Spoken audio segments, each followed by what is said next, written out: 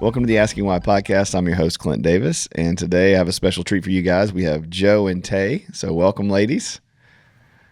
Glad to have you guys on here. This is episode 121, so we were just talking before just about getting to do this podcast for now almost 2 years, so if not a little bit more. So we're really thankful for you guys coming on and just talking and getting to know what you guys do. Yeah.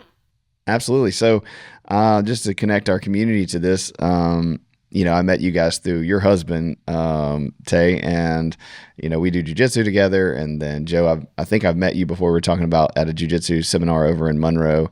And so I love Johnny and think he's a great guy, and would love to actually have him on here and talk about his career and all the crazy stuff he's done. But as I've been following you on social media and seeing Tribe 31, right? Is that? Yes. Yep.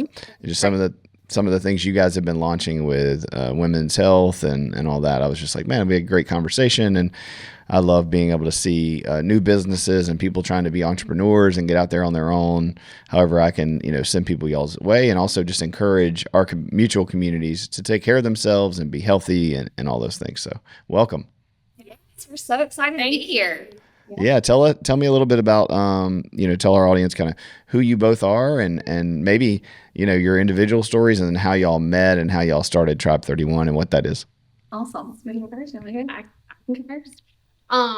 Yes, I'm Jopling, Gilliland, and just a little bit about me. I'm born and raised here in Monroe, West Monroe area, and just grew up doing fitness and sports and all of that. In fact, I ran track and cross country in middle school and high school, and then kind of did it for fun into college.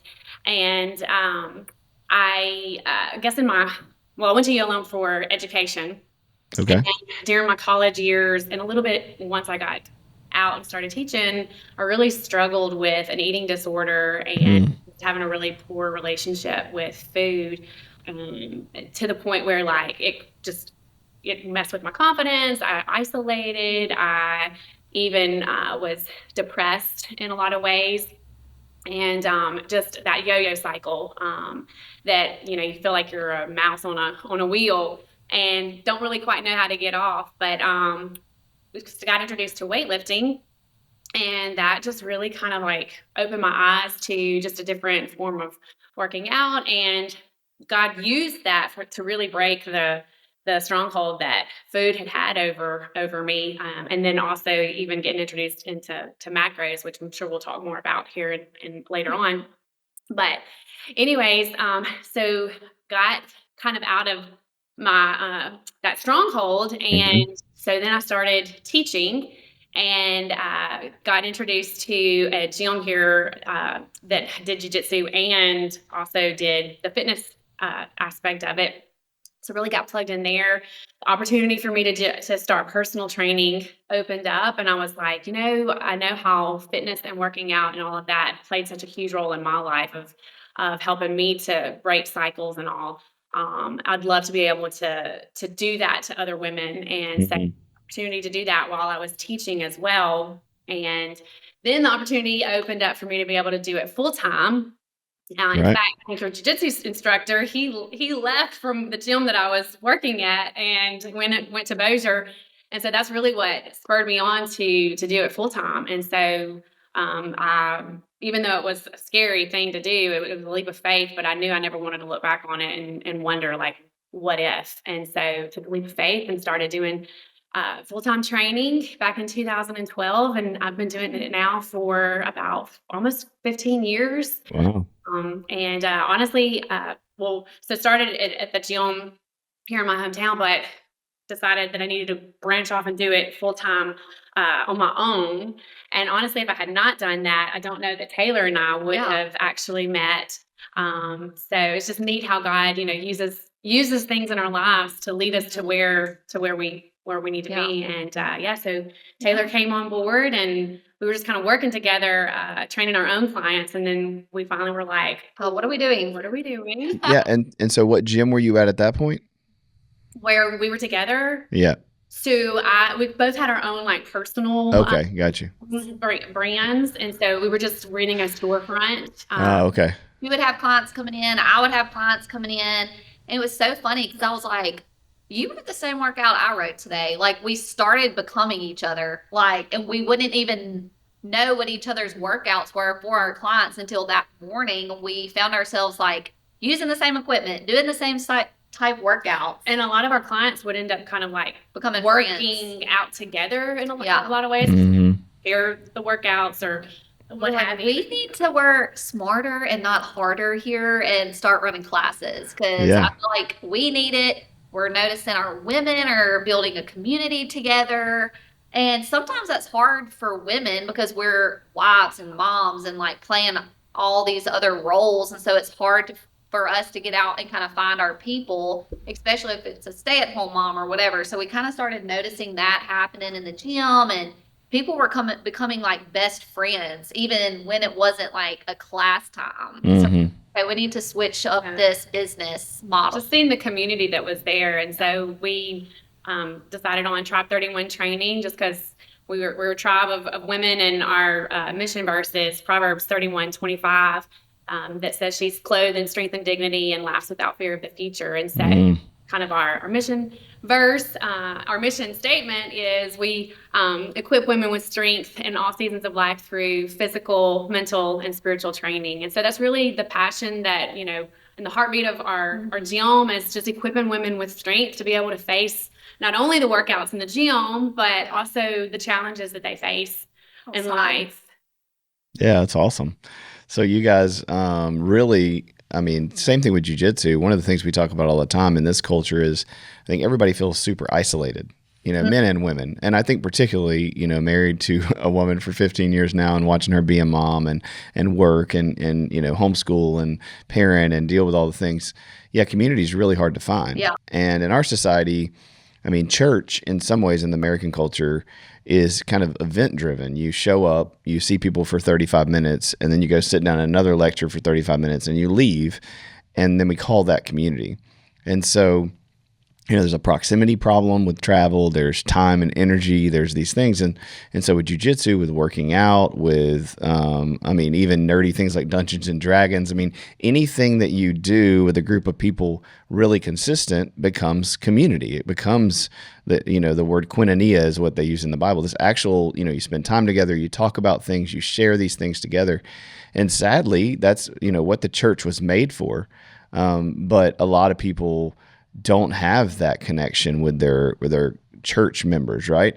And so a lot of times I say to people when I do talks, like, if you're playing baseball every weekend or 3 days a week, or if you're, you know, playing golf 3 nights a week, that's your church, you know, because the building you go to on Sunday is just where that church gathers.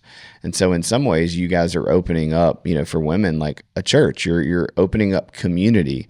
And a lot of times as Christians, we separate out like, oh, well, I'm not a pastor and I'm not a, like, you know, whatever, but you are, like, we're all high priests. And so whatever we're doing with our careers, if we're Christ followers, is church, is a ministry, if we're spending all this time. So I think that's beautiful that you guys have taken the confidence and the risk to step out in a very secularized world and put, you know, Proverbs 31 on there and, you know, call it Tribe 31 and have that mission statement in a world where, you know, people are slowly taking Christianity off their brands and saying like, oh, well, I want to reach everybody. And so, you know, from a business perspective, I don't want to say we're Christian, or I don't want to stand on these things because we don't want to lose people. So I'm proud of you guys. It's awesome. Thanks. I think that's why we've honestly been so successful. Yeah. Because women are wanting that. They may not realize that they need the spiritual aspect, but I think that's when they come, they're realizing, oh, wow, this is what I needed in my life. This was the missing piece. Yeah. That's awesome. So Taylor, tell me a little bit about you and how you got there. Yeah, so I'm from a super small town, Louisiana. You literally have to take a ferry boat to get there. It's called Enterprise, Louisiana. Johnny has picked and said, "Gosh, I can't believe you have teeth," you know, because it is out in the middle of nowhere. So anyway, out in the And for those listening, your twang will maybe they'll think that. Yeah. Yeah. So super small town. I grew up rodeoing, playing basketball, playing softball, whatever sport me and my brother played. So fitness and being active was always a part of my life. So fast forward to college, I was like, wow, I'm done with sports. Like, I decided not to play sports in college. I was kind of burnt out of everything, but I still felt that like competitiveness, that activeness, like that was still very, very strong. So I joined a CrossFit gym in college and became obsessed with it. Funny story, that's how me and Johnny actually met, but we did not date. He was just my coach. And I would show Uh-huh. class all the time, and he'd be like, Taylor, literally class started 20 minutes ago. And I'm like, well, I'll just hop in. I probably drove him insane, like I still do. That's right. But anyway, that's how we officially met and became obsessed with it. I was that crazy college student that would work out like 2 hours a day and like eat a Snicker bar and drink a Coke. Like terrible diet, just wanted to work out all the time. And I actually got rhabdomyolysis in my abdomen. And that is where like you pretty much work your muscles out so hard that they start like eating at itself. And like it was just terrible. I was in the hospital for an entire week. Mm. And as I was in the hospital bed, I was like, okay, how many other girls and women are struggling with this issue of like overworking themselves, not eating properly? So I feel like that was like a huge mind shift or, mental shift for me. Like, I need to start, like, this is serious. I need to start taking care of myself and not just work out for like having a ripped body and, just a six pack, like all the things. Like, this is more in depth than what my little college brain was thinking. So after that, I continued CrossFit, but that is when I started getting more into nutrition. And I saw like a lot of my friends asking me tons of questions about fitness and wanting me to help them in the gym and like Mm-hmm. all the things. Well, at that point, I was like, yeah, come work out with me. I would love to help you. So that's whenever everything started happening with like helping women in the fitness industry. And fast forward a couple years later, I had no idea what I wanted to do with my life. So I actually started dabbling into real estate, and I was like, okay, I'll be a realtor. That looks really good on paper. It sounds good, blah blah blah. But I knew it was not my passion. So I was doing real estate during the day. I was working at a restaurant at night, and then at like 5 a.m. to 7 a.m., I was training people. Mm. Just like it was nonstop, insane. I actually had a little gym in the back of my Toyota RAV4. So like zooming around town, trying to train people, kettlebells flying all over the place in the back of it, dumbbells, wall balls, like you name it. I had it in the back of my little RAV4. Do you remember that little car? I mean, it was little. I had a whole gym in the back of it. And I would go to people's houses and train them. And I was like, oh my gosh, I'm so tired. Like I'm working Worn out. I'm a I'm a nut. Like, what am I doing? And I remember one day I was doing stadiums at Neville High School, and I was praying, like, Lord, I need you to just knock me in the face with what I'm supposed to do. Like I was talking to him like he was in front of me. Like, what am I supposed to do with my life? I don't know what I want to be. I feel like being a trainer is silly. People aren't going to take me seriously. So that's why I want to do real estate. And anyway, I was just going back and forth with him. And I was like, I need you to show me something like right now. And this girl, literally on my watch, whatever I had, a message came through. It was like, I don't know if you do this full time, but I'm looking for like a trainer like 4 days a week and blah, blah, blah. And I was like, wow, okay, that was from the Lord. Like that was my sign. Right. And so that day I was like, okay, I'm going to dive into this whole training thing. I quit the real estate job. Me and Johnny were just dating at the time, and he was like, yeah, go for it. I think it sounds great. So I was like, okay, I got support from we might have been engaged, future husband. That's a great sign. And I'm quickly picking up client after client after client. And so then I started having these boot camps wherever I could have it. Football fields, parks. I was going to people's like work offices and training people like at their job. It was Mm-hmm. yeah, like on their lunch break, like nurses would get together in like a room and they would put their workout clothes on real quick, and during their lunch break I would train them in like a conference room. So it was just like all over the place, but going very well. And so fast forward a couple months later, it was, the weather was always so unpredictable. I was like, I got to find a storefront. And so I was getting my hair done one day.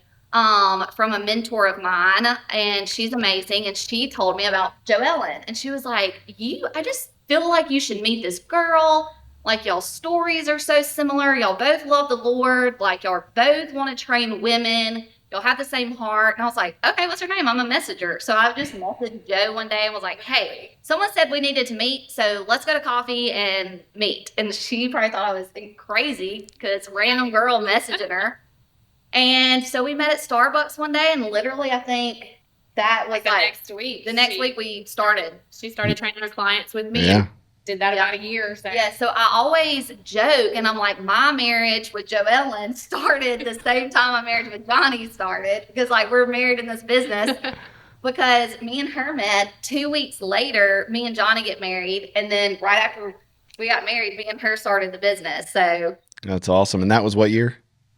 2018, yeah. Okay. And so then right before COVID, you guys are starting it off. So man, that's an incredible story.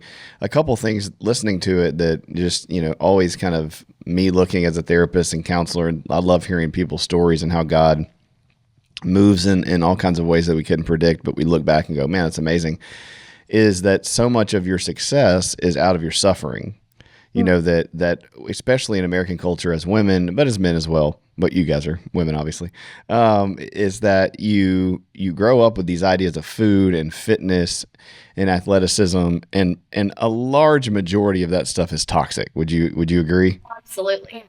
Right. Nobody's like integrating, like teaching you about worth and value or body image. You're watching movies and films, you're listening to music, you're watching fitness stars and athletes, and none of them are healthy people. And I think that's the one thing I try to teach people is like, you can love to do jujitsu, you can love fitness, but that stuff can be, if it's not rooted in the right things, can be so toxic and damaging to kids and teenagers and then adults.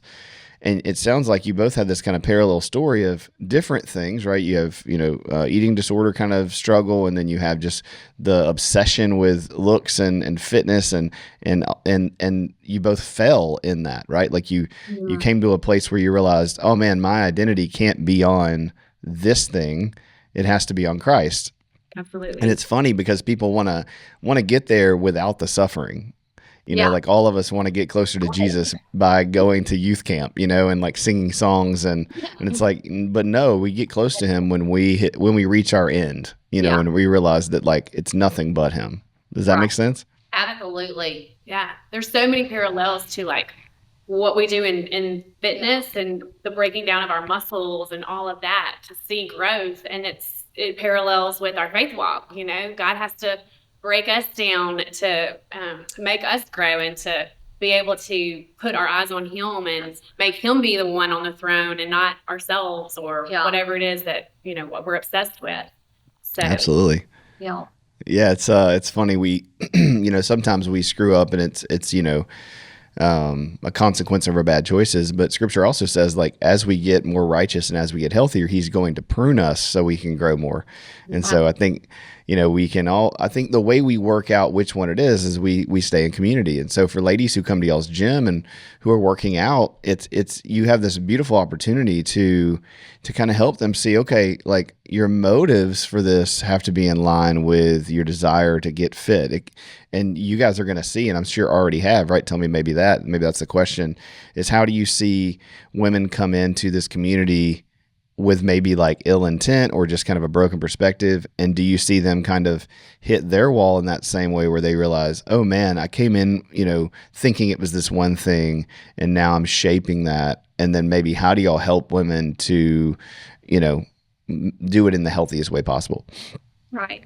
I mean, for us, it's always for women like food. Food is always the thing. And so like, they'll come in, they'll be here for a couple weeks, and they'll question like, gosh, like, why am I not able to like lift as heavy as everyone else? Or why is my endurance like not where everybody else's is? And I'm just like, well, what did you eat today? Or like, what is your diet like? Or whatever it is. And there's something that is normally, that's the issue. And I'm like, well, our bodies are kind of like a car. If we don't put fuel in it that's not going to go anywhere and it's not going to perform. And, you know, the culture tells you all these crazy fad diets to follow, you know, like, I know this works for some people, but it don't for a lot. And like cutting carbs completely out or any whole food group completely out, your body's probably not going to perform for you. Yep. So for us, just teaching them like food is not the enemy. Our culture has made it the enemy. Let's figure out what you're eating and how you're fueling your body and how you're caring for your body outside of this place. And once we get that working and that going, and you're going to start performing better and you're going to start lifting heavier, you're going to be able to last longer in workouts. So, I mean, I'm sure you've seen a lot of that too. Definitely. And then also, I would say like their confidence level, Yes. and just overall feeling better. So we've had several ladies who they were scared to walk through the door. And then they finally like either just worked up the nerve to come or they came with somebody finally. And, you know, being able to see that now it's really helped with their anxiety or their depression or A lot of stories like being able to get off their their medication or antidepressants, all that just by adding this hour into their life, like finding the community, coming in and lifting weights, because we all know lifting some weights will get any type of frustration out of your body, and you'll be feeling good on the way home. But just having like other women in their circle that if they need to like stop and have a little cry, we're like, all right, let's do it. Like, let's figure out what this is. Let's get it out before you leave. Yep. And just knowing like they have each other and everybody is going through something, but we are all here with the same goal, you know, to become better. Yeah, so good. Yeah, just no matter what we're going through, we're all going through something, but we're all here for you, and we're gonna fight through it with you. Is, you know, it's my favorite thing about this community.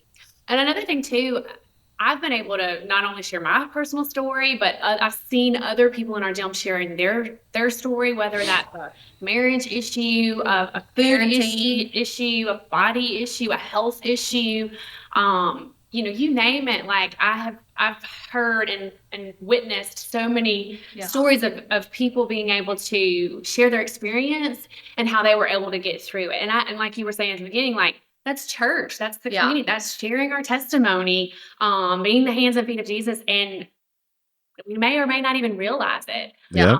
But it is changing people's lives and making them better and stronger. And so I don't know. I know I can personally say, like, I didn't envision what we have. But it is pretty amazing. Yeah. And I tell people all the time, like, look, I just opened the doors. Rest. Like, I'm here to just open these doors, and like we've always said, any decision we've made, any coach that we have hired that has come to us, like, they have been prayed for, and then they just show up. So I mean, like, everything we do here, if we're trying to make a decision, I'm like, all right, let's just go home and pray. Like, I don't know. That's so good.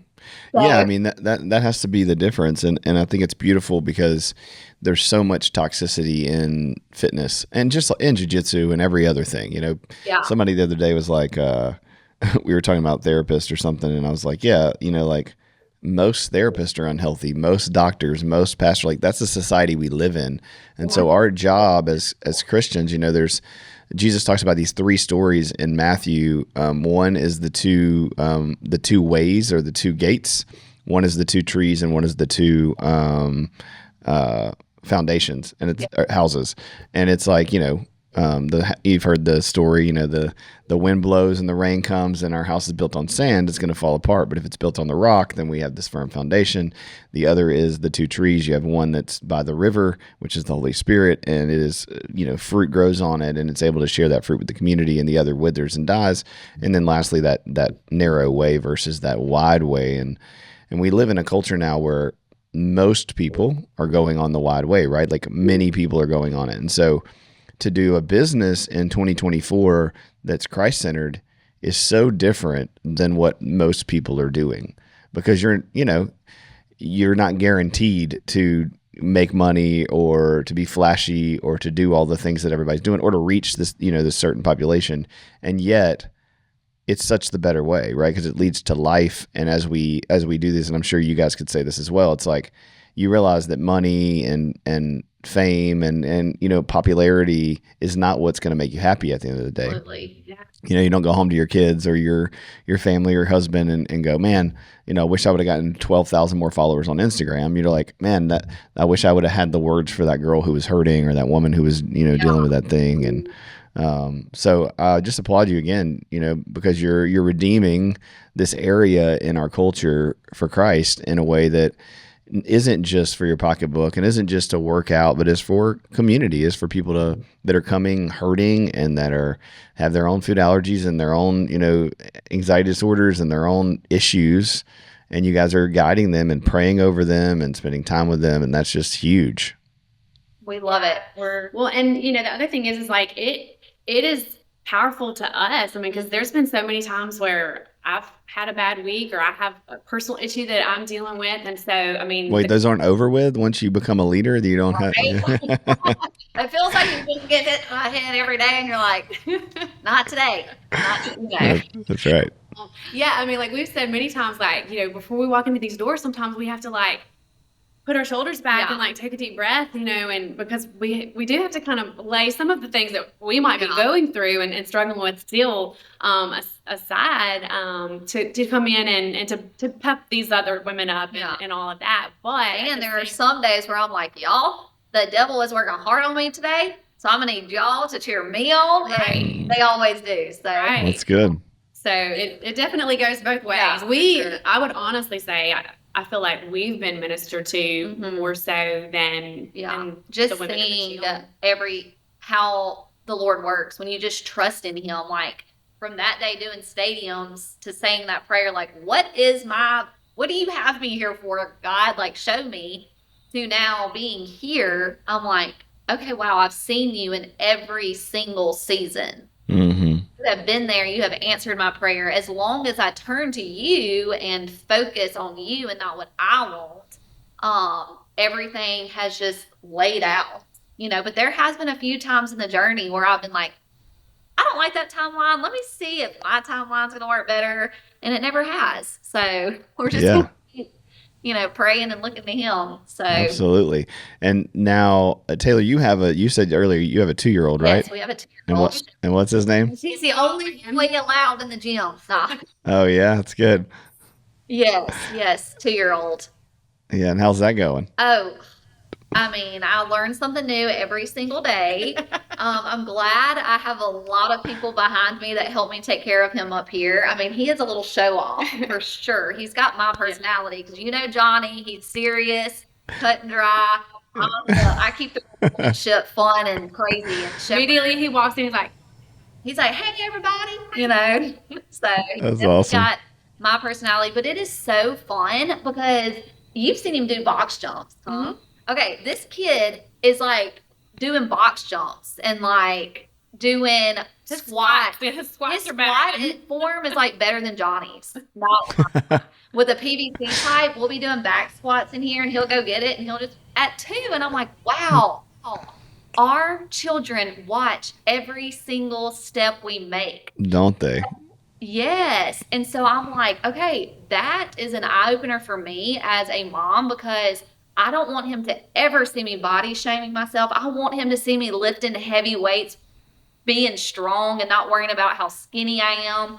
Because I never want him to look at his future wife and be like, I don't want him to hear me body shaming myself so that he never puts expectations on his future wife. Absolutely. Yeah, my dietitian Ashley, who works with us, she does a lot about like relationships with body and everybody is healthy and everybody is, you got to love and respect your body. And I constantly put my foot in my mouth, realizing like how toxic the language is around certain things, in front of kids. Kids are there's such a great, if you're paying attention to it anyway, there's such a great, equalizer on all these things. Cause it's like, oh, I don't want to say that in front of him, or I don't want him to say that about himself. And then you're like, well, why is it okay for me to say that about me if I don't want him or her to be saying that about them? And you start realizing like even as healthy as you get, you're like, man, there's still more things to sharpen and more things to get better at, and language to use that's inappropriate in our culture that you think is innocent or not that big of a deal until a child is starting to repeat it or act that way. And then, yeah, it becomes this major problem. Yeah. Yes. So that has been an eye opener for me, becoming a parent for the first time. Is like, wow, like if I said something like, oh, I hate the way these shorts look on me, I'm like, I shouldn't say that. They Yeah. really like sponges, and they Yeah, like soak up everything that you. Yeah. They do. I mean, and that's the other part about being Christians. It's like, we need to be precise in our speech. We need to be mindful about how we talk about things. We need to hold those thoughts captive. It starts to get real, those scriptures, and when you're reading it and you have a kid, all of a sudden you're reading it through a different lens and a different layer. When you're working with people who are, in pain and struggling, it's like all of a sudden you're reading it through a different layer. When you go through a suffering or a dark night of the soul and you come out of it, you're like, listen to the worship songs you sung a year ago, and you're like, that's what that means. You just one theologian calls it horizons to scripture. Like you can read the same thing and then there's another horizon and another horizon. And I think that's the beautiful thing about the Word of God, is that it is the Word of God. It's living, it's breathing, which is why you can read it a million times and get something out of it. If you read my book, for example, it's hopefully it's good and it's a good parenting tool. But like once you read it, you got it. There's no depths and there's no horizons, and I think that lives out in our lives too. Is as we get older and we get injured or we get tired or we struggle with some depression or anxiety, all of a sudden these things of faith start to become real. And as a parent, especially, I have two boys. They're 6.5 and 9.5. And, as soon as I think I've got it figured out, they've grown 6 months or a year, and now they're a totally different person. I'm like, oh my gosh, I just figured you out. I just got sleep down. It's just It's a something new yesterday. level. Yeah. You got to learn, keep learning as you go. Yeah. Oh, absolutely.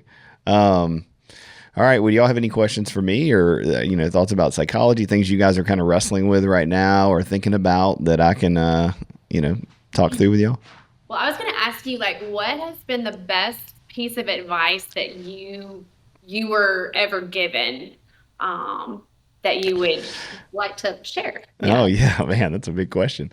The best piece of advice. Let me think about what piece of advice I'm listening to right now, and that'll probably be more helpful than the best ever, because there's probably lots of.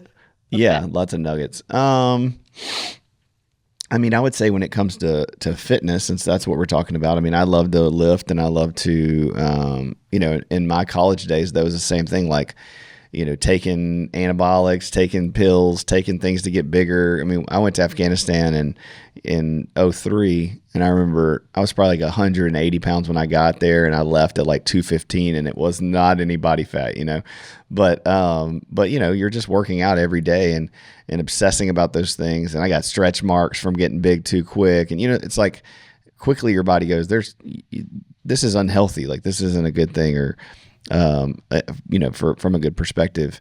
And so I think what I've learned as a therapist and working with people when it comes to fitness is like, you've got to figure out how your body functions and what your body needs. And you can't measure yourself against anybody else with their numbers or their size or their tape or their ability, because our bodies, from an epigenetic perspective, from a generational perspective, are all just so different. And so what one person can do and another person, I love, Taylor, what you said about diets, because it's so true. It's like, people are like, this diet or that diet or keto or, meat carnivore diet or this. And it's like, well, it depends, it depends on your body. It depends on what you're struggling with. It depends on your health. And so, I love just that quote that, comparison is the thief of joy. And so when it comes to fitness, I think it's one of the very clear areas that we really just can't measure anything else with anybody else, and how they look or act, or what they look like in a bikini, or what they look like in certain shorts. It's like, well, that's not your body type. Of course you're gonna look like trash in that. It's like, and then it's like, well, what's your perspective of trash? Like, what's pretty to you? I was on a conference call last week. It was a 3-day training, and it was about sex addiction and recovery and trauma and all this stuff. And one of the ladies was describing, it was all about being sensitive around different cultures. and then halfway through the thing, she was like, well, and they were it was an attractive male client and an attractive female client. And she just went on. And in the comments, I just said, well, it's funny that we're being so sensitive about like ethnicity, but then you just said they were attractive. And isn't that subjective too? Like, so you're using to you, they were attractive. In my head, what I'm envisioning as attractive is going to be different, so it's just a funny how easy it is to go, oh, these are just general things and attractiveness is even measurable. And it's just not. I mean, 50 years ago, what was attractive was being overweight because that was a sign that you had money and had wealth and you could eat well, Because that meant you had wealth. You didn't have to go outside and work in the sun all day. Oh, absolutely. And we don't watch a lot of TV, but I remember a few years ago, my wife and I were watching some show on Hulu, and it was like kept being Victoria's Secret ads. And I'm 39 at the time, and we have kids, and all these things, and I'm like, these girls look like children. One, they also need a cheeseburger, and like, why would you think that rail thin, to some degree unhealthy looking is attractive? Yes. And also nobody's walking around in lingerie opening Christmas presents with like 12 girls and a puppy, but that's beside the point. Like it's just so unrealistic. Yes. And then you go, well, then you're like, well, some people are naturally thin, and that's not gross either and unhealthy. So it just depends on the person, and the situation. Yeah, absolutely. Because we know women who they eat all the time Mm-hmm. and Want to gain weight. can't gain weight. Yeah. Yeah. And so everybody's. We have a girl in here that's like, her goal is to put on muscle, but she is so teeny tiny, Mm-hmm. not going to be this big muscle building person, but she wants to be. And and then there's some women that look at her and they're like, why are you It's so easy for her. talking about yourself? Like, look at you. You have the perfect body. And in her mind, well, she doesn't, because she wants Isn't that the truth? and be bigger. And I'm like, look, that is why we are all struggling with something. And we're just all striving to be the best person we can be, just in ourselves. Yep, it's so good. So I would say another piece of advice would be that's what, if we kind of dive into theology, it's like that's what it means to be the image of God that you are. Right. That there is only one you, that Right. wired to be like you are. And yes, there's trauma and there's all these things that's affected it, but God has a design for you. And the way we work out how that is in community by saying, okay, Taylor, Joe, I want to gain, I want to look like you do. And it's like, no, you don't. No. You need to look like your best self. And that's not going to be bulky, or that's not going to be thin. Your body type is going to look like this at its prime, or at its, once you work it out, and then letting that be enough, because, you got people, again, I'm not hating, I'm just saying, you got people buying calves because they have too small of calves, or you have people injecting whatever into their face because of this thing. And it's like, man, that's a real identity issue. Yeah. When we get down to it. And we have to have this thing that hurts us so that we can be enough. And man, that's something I would just challenge people listening to advice wise. Ask yourself why you do stuff before you do it. Ask your friends who love you and think highly of you. Ask your pastor, pray, get in the word before you make a life-changing physical, alteration, that isn't going to change your happiness. You're going to get on the other side of it, and it's not going to satisfy it. Good. Let's see what else. The other phrase that I'm loving right now, since we're talking about Christianity, is just, and I've said this probably on the podcast a couple times, but, that Christ made it so that God sees you right now, how you will eventually be. And so as we talk about our bodies growing and getting older, we're all dying. Yeah. I'm 41 now, and we were joking yesterday. I'm like, why is my shoulder hurt? It's like I just literally just leaned over and grabbed something, and now I'm like, tweak my shoulder again. And I'm like, this is ridiculous. Yeah. But it's so easy to remember, or to forget that our bodies are slowly falling apart, but Christ is coming back to redeem that. And whether we die right now today, or whether that's at 85 in our bed, we are going to get new bodies, and we're going to get new, a new earth, and we're not going to be in these things forever. And so as people are discouraged with what they look like, or their health, or their inability to achieve their goals, it's because there's a thing inside of us that longs for heaven.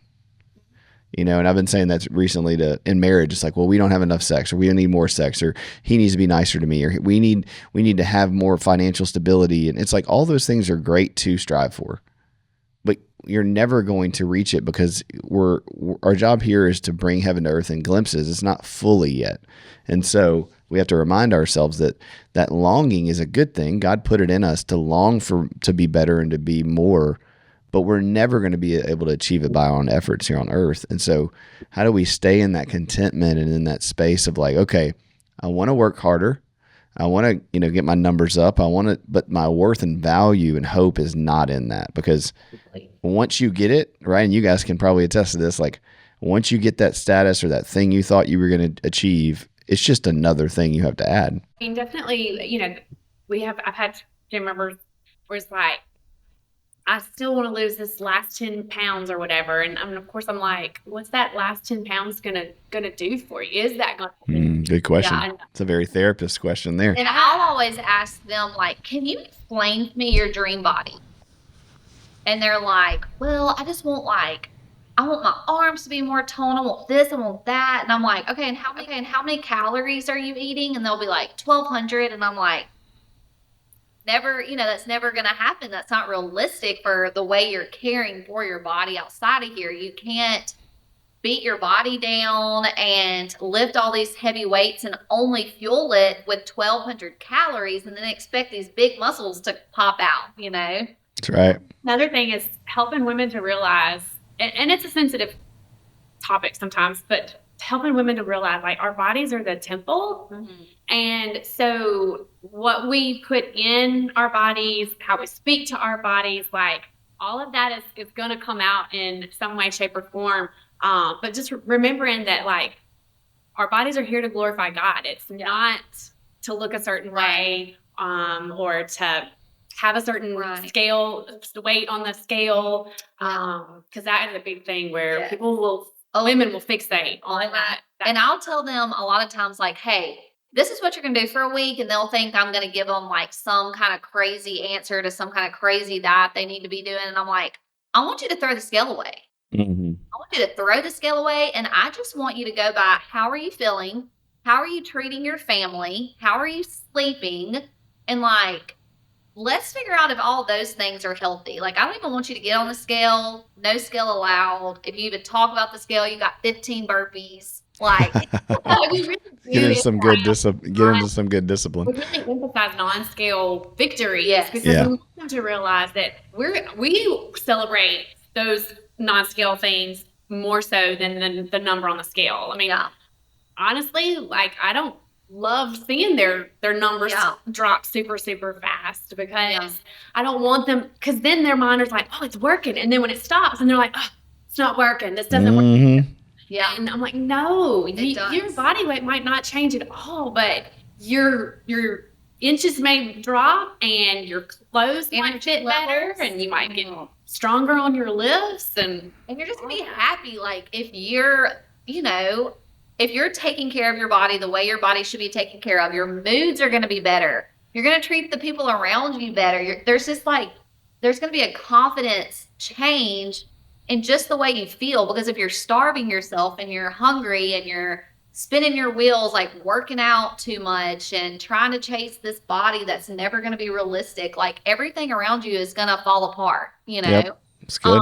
And so that's so important to me, because if I go home in the evenings and I'm feeling tired and Shepherd wants me to go play with him and I'm like, no, Mama's tired. Like, I'm like, let's step back. I'm not doing something right because I normally have the energy to play with him. So what am I doing that's altering that? Or, so to me, I try to remind even my mamas around here, like, how are you treating your family at home? Like, are you putting too much thought and energy into like what your body looks like, that your family's struggling at home? That'll preach. Like, let's refocus here, because like you said, that does not matter. And really the goal should be training and fueling your body for longevity, not how it looks. That'll come later. But like, I want to be in my 50s and still beating Shepherd at a race, That's right. Like, that's my goal. Like, I want to be on the soccer field, like beating him, not really, but like. Oh no, you're saying really? That's true. No, you're not like, I gotta sit on the couch or sit in Yeah, the chair. yeah. Yep. So like it's funny, Johnny.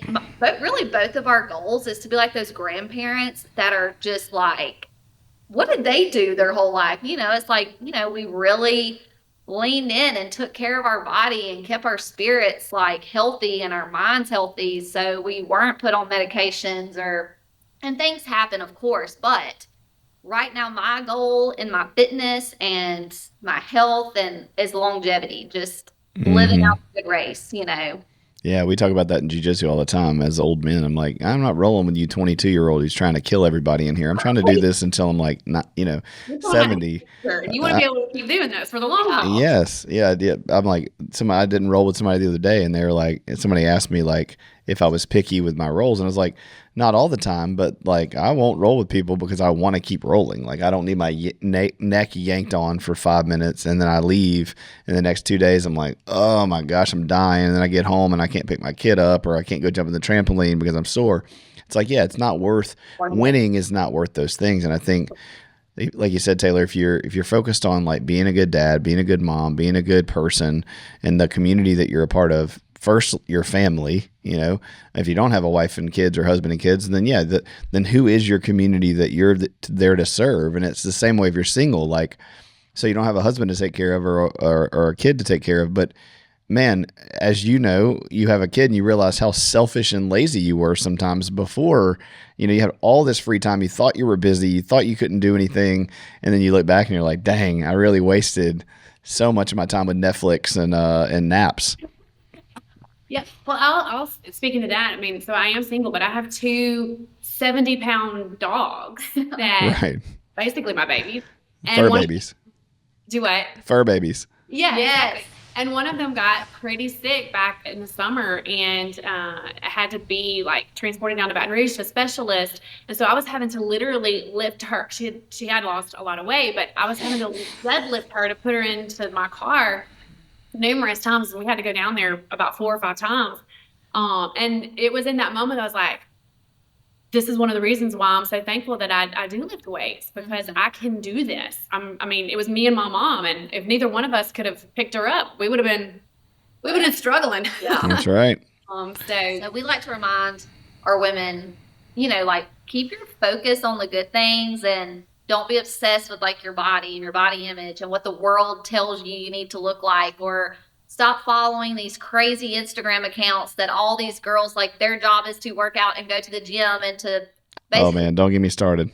starve themselves. And like, What's even scarier now is this AI stuff. Yeah. Oh yeah. And you're like, I don't even know if this person's even real. Yeah, they're not. Most of them, they're not real. People just hanging them anyways, And oh yeah, and there's a really good account that he's a fitness guy, and he like finds other accounts who are editing their photos and just rips them to shred.